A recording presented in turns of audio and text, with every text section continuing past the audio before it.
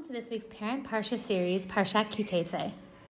You know, the summer is a funny time because I think that everybody's a little bit off schedule and off routine, especially as the summer starts to wind down and camps come to an end and people are trying to figure out if things are ramping up at work or maybe they've chosen to take vacation if they're capable of taking vacation time.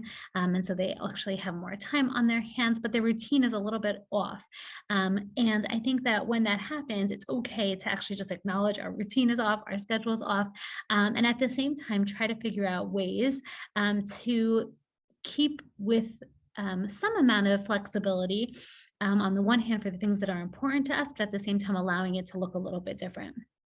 And I was thinking about it only because my routine had been off this particularly week, and the classes that I usually listen to, I didn't necessarily get a chance to listen to. But I was thinking about one idea that I wanted to share with you that I think comes up a little bit in this week's Parsha, but I actually think is a theme as we're coming to the end of Torah Shebechtav rather rapidly. There's a theme, I think, that wraps itself through the Torah. And one thing that I was able to listen to this week was Ray Rothwax, actually in a podcast that he was on, was talking about the idea that throughout the Tanakh, complex sibling emotional relationships are very present. And we see in this week's Parsha especially, there's a lot of complex emotional relationships. There's a complex relationship as we start out of the gate between this idea of the man who sees somebody during war who he has decided that he loves, and what are the consequences of that.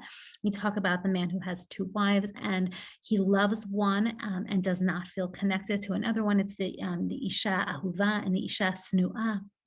We have in this week's Parsha, in some ways, as a parallel, the discussion of the Ben Sarer Morer, the son who is rebellious, and there's a parallel scenario around the potential for a daughter's rebellion. There's all these moving pieces around this notion that relationships, I guess the takeaway that I'm thinking about is the fact that the relationships are complex, and it's going to take us even into next week's Parsha in terms of the curses and the brachot, and who is on which mountain, and thinking about the origins around the sibling rivalries that happen in Breshit at the onset, and also the complex relationships between husbands and wives that seem very fraught. We know with Abraham between Hagar and Sarah, and then again we see it very clearly with Yaakov. One thing that I was thinking about is this idea that, there's this idea that we love everything and everybody equitably. And I think it oftentimes comes up around children. And so I thought this is a great little, from JetBlue, must have been some advertisement, say it, you have one. And recently on The Crown, there was a whole episode actually around whether or not the queen had a favorite and whether or not the king had a favorite. And this idea of having a favorite child or not having a favorite child and people not wanting to talk about it, and what does that mean, and what does it mean for our children who seem to intuit that maybe one kid is always getting in trouble faster or quicker, and that one child always seems to be able to do the same type of behavior and nobody says anything to him. And really, instead of thinking about it in terms of our children, thinking about it in terms of who we are. There's a fabulous book called Far From Our Tree. One of the ways in which I like to frame parent relationships with children is that there are children who are close to our tree. We get them, we feel like they are familiar to us, the things that they think about, the things that they go through, they resonate with us, and somehow unintentionally those children somehow maybe we get along with in some capacity easier by comparison to the children who are a little bit further from our tree, whether it's in how they experience situations, whether it's how they experience relationships, whether it's how they experience emotions, whether it's their ability to have a lot of grit or not have so much grit, whatever it is, it's a little bit of this ability to recognize that somehow we as people, because we are people, and as parents, and the two of those things coming together, there are children who we may naturally gravitate towards and who we might struggle in our relationship relationship with. And it's actually something probably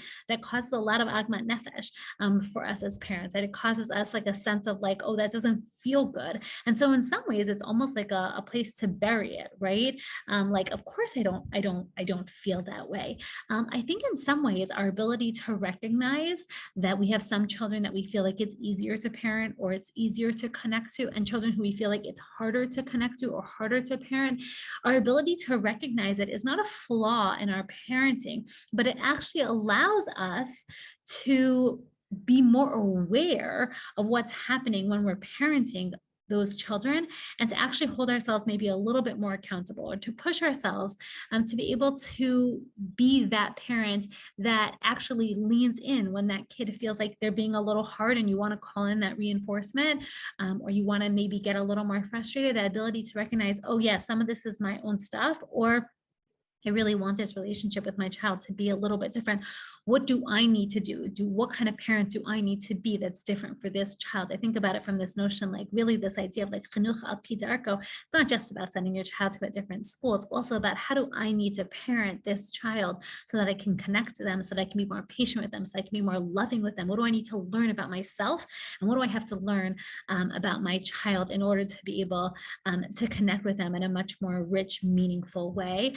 Knowing that each child is a little bit different from the one that comes before or the one that comes after, and they change in periods in time in life. I think that's also so important to recognize as they go through their own stages and as we go through our own stages and ages. And so I think it's just an idea of awareness, right? Just naming it, being aware of it, and a shout out to anybody who hasn't read pieces of this book. It's a very dense book. It's called Far From Our Tree by Andrew Solomon. It's huge, but I think it's like mandatory bookshelf. You should have it, and you should be able to read pieces of it and parts of it. And I think it's very powerful and important. In terms of this week's Parsha Treats, okay, I just want to say, oh, and I guess this goes back to it, as I'm looking at my own Parsha Treat, I'm like, I know I had another idea. My other idea also was that this idea actually of the Meshiluch Haken, right, is this idea that like when you send away the mother bird, which is in the sixth Parsha, we're not sending away the mother bird and she's, and and this idea that like we send her away and she gets to take her favorite egg, right? This idea that like we're sending her away, again, it's this idea of like, and part of it's because she takes care of her children as a pack. And so I think one of the things, just going back to the previous point, is that, I think the recognition that everybody wants to take care of their children as a pack and as a whole. And I think that's so important. But then I also think it's important to be able to break it down and recognize that there are moments in time where we don't engage with our children as a pack and as a whole, and we engage in them as individuals. And then we want to think about our individual relationship with them.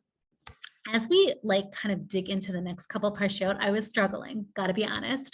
I think you could do so much with Shiluch Haken, which is very obvious from the pictures that I put up here. Also because it's easy. And so as the summer schedule is harder, you may wanna find things that could be easier. You could also do anything related to peace. I didn't really go down this rabbit hole. I was just thinking a little bit about it, right? That you offer before you go to war, you extend shalom, you extend peace. I'm sure you could think of any type of peace offering, a branch offering, an olive, anything with olives. I think you could also like do anything that's just like something that like you would symbolize with like as a sign of like harmony between two people. I think you could do anything that represents some type of love. It's kind of an interesting little sticking point because it's not exactly the best of our the best storyline in here, but I think that there's actually places to go around these ideas as well. So wishing everybody a Shabbat Shalom, and hope everybody is having a good end of the summer.